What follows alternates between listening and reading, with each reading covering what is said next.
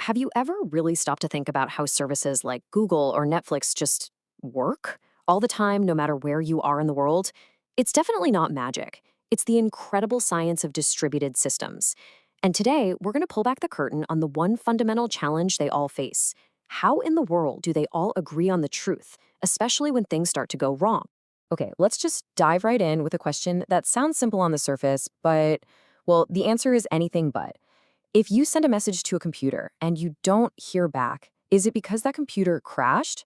Or is the network just being incredibly slow? For us, we'd probably just hit refresh. But for a distributed system, that uncertainty is the absolute core of the problem we're going to explore. So, to really get a handle on all that real world messiness, we first have to imagine a perfect world. An ideal scenario where everything just works exactly as it's supposed to. This is our starting point, what we call the synchronous model. So, why even start with a perfect world? Well, because real systems are just unbelievably complex. So, we use something called a system model to simplify things. You can think of it like setting the rules for a game. It lets us prove that our solutions will actually work, as long as everyone, or every computer in this case, plays by those rules. So, welcome to the synchronous model. In this perfect little world, there are absolutely no surprises. Time is predictable, communication is reliable, and everything runs in perfect sync, kind of like a beautifully choreographed dance. And this perfect dance, it's all broken down into these neat little things called rounds. In every single round, each computer does its work, sends out its messages, and this is the really important part, all of those messages are guaranteed to arrive before the next round even starts. There's a known maximum delay. So if a message is late, you know for a fact that something is broken. Sounds pretty simple, right? Well, as you can probably guess, the real world is not that simple. Not even close. So what happens when that perfect timing completely falls apart? Let's step out of the nice, clean lab and into the chaos of the actual internet. This really shows the difference perfectly. Over on the left, you've got our orderly, synchronous world with its predictable limits. But on the right, that's the asynchronous model. That's messy reality. Message delays can be anything. Processing speed is all over the place. And there's no global clock to keep everyone in sync. It's basically a world without time. And this brings us right back to our opening question. In an asynchronous system where there are no guarantees about time, a slow computer looks exactly the same as a broken one. You could be waiting forever for a reply that might never come, and you'd have absolutely no way of knowing why. This is the heart of the problem. This uncertainty isn't just some small inconvenience. It has these profound, deep consequences. It leads to a really famous and frankly kind of mind-blowing discovery in computer science called the FLP impossibility theorem. It proves that in a purely asynchronous system, it's mathematically impossible to create an algorithm that can guarantee all computers will agree on something if there's even a tiny chance that just one of them might crash. That's right, impossible. Okay, so if the synchronous model is just an unrealistic fantasy and the asynchronous model makes agreement literally impossible, then how does anything on the internet actually work? Well, it works because we use a really smart, pragmatic compromise. And this is it, the partially synchronous model. This is the key to making things work in the real world. The idea is simple, but it's so powerful. It basically assumes the network can be chaotic and unpredictable, but not forever. We say it's eventually synchronous. It might be a total mess right now, but we assume that in the long run, things are going to stabilize.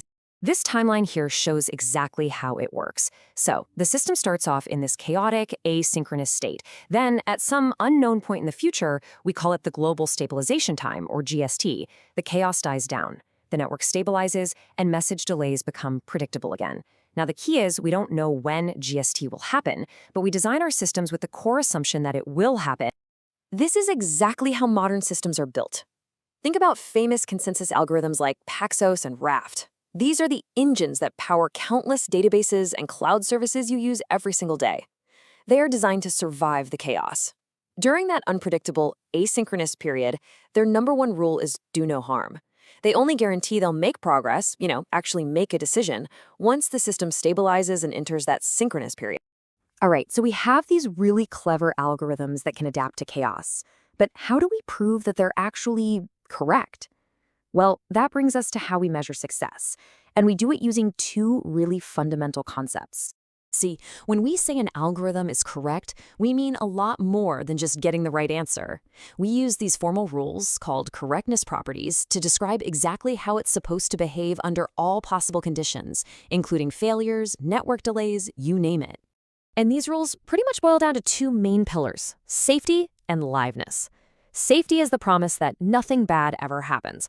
So a system for electing a leader is safe if it never allows two leaders to exist at the same time. Think about a bank. A critical safety property is that money is never created or destroyed out of thin air. Then you have liveness. That's the promise that something good eventually happens. It means the system doesn't just get stuck forever. A leader will, at some point, get elected. In that banking system, liveness means your transfer request will eventually go through, not just hang in limbo forever. Okay, let's pull all of this together now. We've got our three models: synchronous, asynchronous, and partially synchronous. And we've got our two measures of success: safety and liveness. This is where it all connects back to the real world. This table is a great little summary. Let's just focus on that failure detection row for a second. In the perfect synchronous world, it's exact. You know instantly if something is broken. In the chaotic asynchronous world, it's totally impossible. And in our real-world, partially synchronous model, it's eventually accurate. This is the trade-off in action. We're giving up on these perfect, immediate guarantees in exchange for a system that can actually, work. And that's really what it all comes down to. Building these massive, reliable systems that power our entire digital world is just a constant balancing act. It's this series of trade-offs between the perfect, provable guarantees we wish we had and the messy, unpredictable, partially synchronous reality that we actually live in. And this leaves us with a final and, I think, fascinating question to think about. As we're building the next generation of technology, everything from cloud databases to huge AI systems, what's the right balance? Is it more important to guarantee safety, to make absolutely sure that nothing bad ever happens, even if it means the system sometimes stalls? Or is it more important to ensure liveness, so that progress is always being made, even if that introduces some small amount of risk? The answer to that question is going to shape the future of our digital world.